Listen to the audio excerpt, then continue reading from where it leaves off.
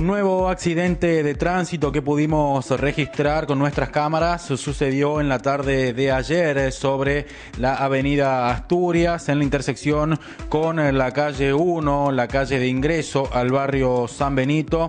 En este lugar colisionaron fuertemente dos rodados que pueden ver ustedes a través de nuestras imágenes. El primero de ellos, un automóvil Volkswagen Surán, el otro involucrado y el cual recibió el impacto, en este caso tiene que ver con un Renault Clio en el cual se desplazaban dos adultos mayores de aproximadamente 70 años de edad. Los daños, como tal, ustedes lo pueden ver, fueron en ambos rodados de importancia. El primero de ellos, decíamos, el automóvil Surán, que tiene daños en toda su parte delantera, mientras que el otro rodado tiene sus daños en la puerta lateral izquierda trasera.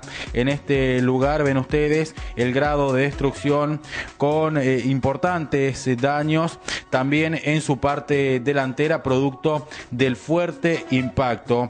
Vamos a informarles a ustedes que en primer lugar se hizo presente personal policial, el cual solicitó la presencia de una ambulancia con profesionales del hospital regional, quienes verificaron que los dos adultos mayores y también quienes se desplazaban en el otro rodado no hayan sufrido ningún tipo de lesiones. Esto fue verificado. Afortunadamente, tras la violenta colisión no se registraron personas heridas.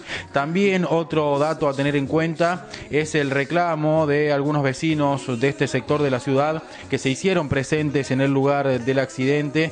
Vale informar también que el reclamo tiene que ver con las permanentes faltas de tránsito que se producen en este lugar. Recordemos, y tal como está señalizado, no está permitido el giro en U para retornar hacia el centro de la ciudad, en este caso hacia la autovía 17 de octubre, y es una falta frecuente que se produce en este lugar y que muchas veces origina este tipo de siniestros viales. Recordemos que no hace muchos días atrás, y tal como lo habíamos visto también a través de nuestro noticiero, en este mismo lugar se había producido otra colisión con posterior vuelco de uno de los rodados.